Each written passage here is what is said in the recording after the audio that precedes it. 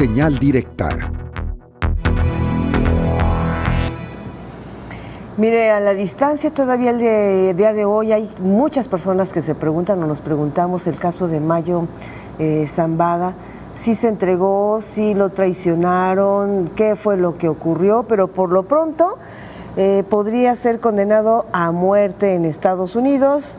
La acusación en Nueva York en contra del capo tiene unos 17 cargos que se sancionan hasta con cadena perpetua. De esto y lo que el tiempo nos alcance, vamos a platicar con Surya Palacios. Ella es abogada, ella es periodista y colaboradora de varios de nuestros espacios. Querida Surya Palacios, ¿cómo estás? Muy buenas tardes. Muy buenas tardes, Josefina. Encantada de estar contigo y con todo el auditorio, con todos los televidentes de Canal 44. Encantada como siempre. Muchísimas gracias.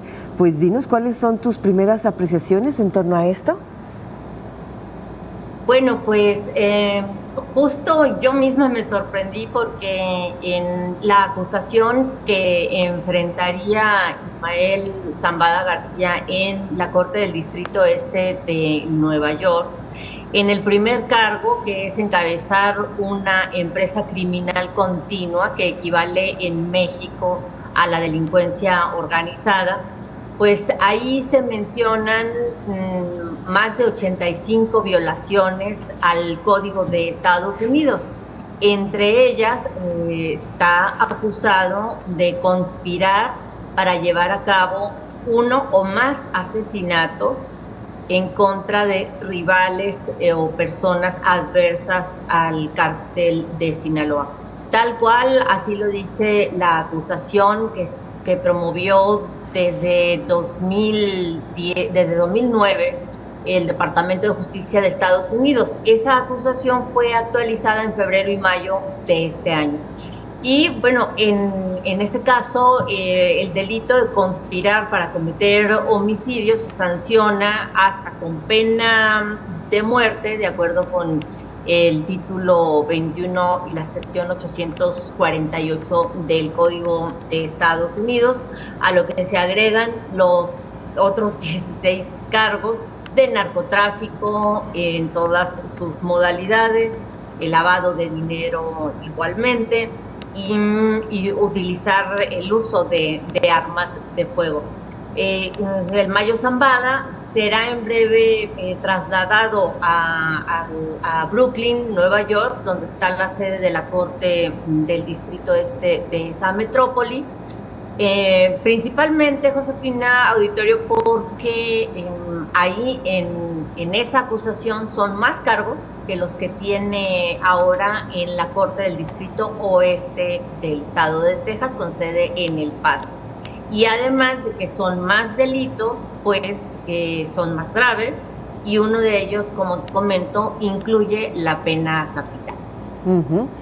En todo esto de lo que se le acusa el Mayo Zambada, Surya, viene el tema del fentanilo, ahora tan mencionado por distintos gobiernos, pero sobre todo Estados Unidos, Canadá y México.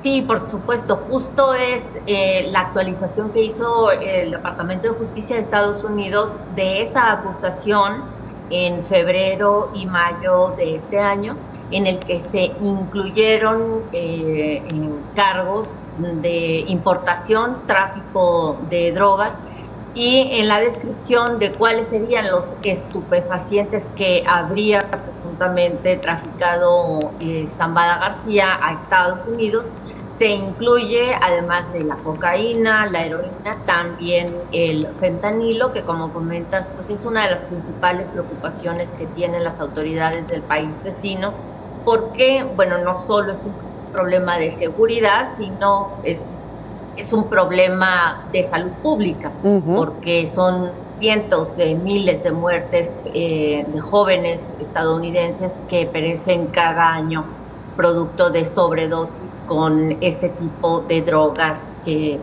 dañan severamente la salud, y que, bueno, el fentanilo de manera específica, que es un opioide con una cantidad muy pequeña, es posible sufrir una sobredosis. Entonces, esa fue la actualización, le incluyeron también fentanilo, y por eso pues en breve será trasladado Zambada García a la Corte de Nueva York, donde también, además de del tema de que su acusación es mucho más fuerte en esa ciudad, pues ahí en Brooklyn también tienen un centro de reclusión para los procesados de máxima seguridad, a diferencia de lo que ocurre en Texas, donde no existe una cárcel de estas características. De hecho, bueno, pues ahí ha permanecido, por ejemplo, Genaro García Luna, el exsecretario de Seguridad Pública de nuestro país, que próximamente en octubre va a ser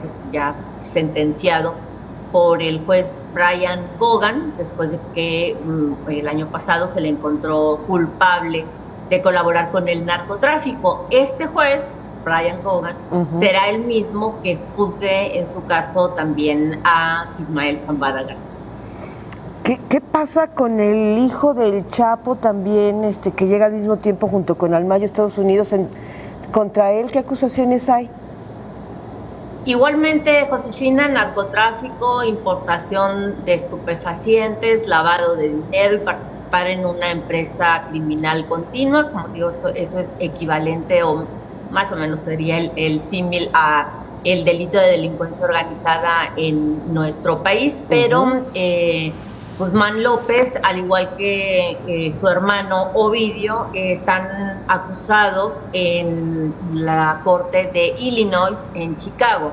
Entonces, son similares los cargos, pero no tan graves. Digamos que si los queremos comparar, son mucho más los cargos que pesan en contra del Mayo Zambada, a diferencia de los hermanos Guzmán López, quienes también, bueno, podrían ser sancionados hasta cadena perpetua, porque normalmente este tipo de delitos federales en Estados Unidos se sancionan así, con una o con varias cadenas perpetuas, tal y como ocurrió también, por ejemplo, en 2019 con Joaquín Guzmán Loera, el Chapo Guzmán, que fue sentenciado también por Brian Cogan en Nueva York a una cadena perpetua más 30 años de prisión.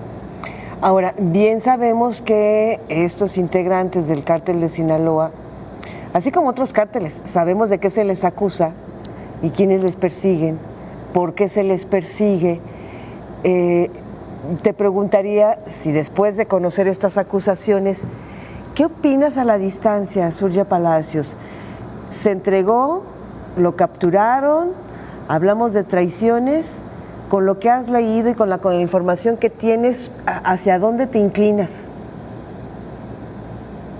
Yo creo que sí, por todos los datos objetivos que existen, Josefina, hay serios indicios de que haya sido capturado, no necesariamente y de manera exclusiva por personas del cártel de Sinaloa, específicamente de la fracción que encabezan los hijos de Joaquín Guzmán Loera, a los que se les denomina los Chapitos. Creo que es posible que hubiera una intervención de parte de agentes de inteligencia y de seguridad de Estados Unidos operando a los dos lados de la frontera, tanto en México como Estados Unidos, para lograr esta captura. Y evidentemente este tipo de información no se va a dar a conocer de manera oficial por parte del gobierno de Estados Unidos, porque eso sería admitir que se están transgrediendo las normas tanto de su país como las del nuestro. Entonces, a mí me parece que todo indica que se trató de un operativo muy bien planeado a espaldas del gobierno de nuestro país, que involucraría a agentes de inteligencia y antidrogas, tanto estadounidenses, que estarían operando tanto en México como en Estados Unidos. ¿Y en qué me baso esta apreciación, Josefina? Bueno, pues porque el avión que trasladó a estos dos personajes de la delincuencia organizada a un pequeño aeropuerto cercano a El Paso, Texas, entró sin transponder territorio de Estados Unidos y de hecho recorrió más de 60 kilómetros sin activar este tipo de rastreador. Eso solo lo puede hacer un avión que tiene todos los permisos de parte de las autoridades de Estados Unidos, porque justo en la zona en donde aterrizó esa aeronave está a 22 kilómetros de un campo militar, que es el famoso campo Fort Bliss en Estados Unidos, en la parte de Nuevo México. Al final de cuentas, todo este tipo de operativos se realizan de manera clandestina, secreta, y no vamos a tener ningún tipo de información oficial, salvo lo que posteriormente pudiera salir en el juicio tanto de Joaquín Guzmán López como de Ismael Zambada García, pero así con certeza que el gobierno de Estados Unidos o alguna de sus agencias informen qué es lo que exactamente ocurrió, creo que eso no lo vamos a ver, porque insisto, bueno, eso implicaría admitir que no se han seguido a pie de la letra como debería de ser tanto los tratados y la cooperación que debe de haber entre los dos gobiernos, México y Estados Unidos, como en general las normas de nuestro país.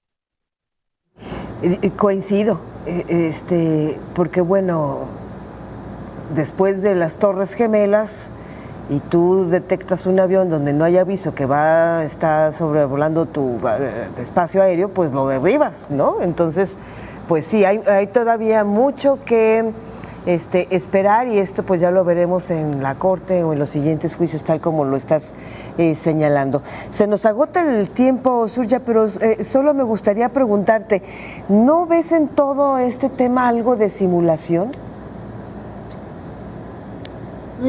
Más que simulación, creo que estos hechos se están aprovechando de manera política para la campaña demócrata a la presidencia de Estados Unidos.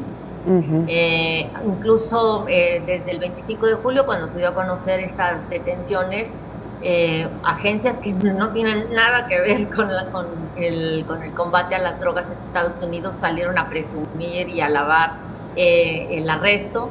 La verdad es de que evidentemente más que una simulación estaríamos hablando de un uso político de un asunto que evidentemente preocupa a los dos gobiernos, pero que en este caso sí se va a aprovechar en temas electorales ahora la campaña presidencial de Kamala Harris al Ejecutivo de Estados Unidos.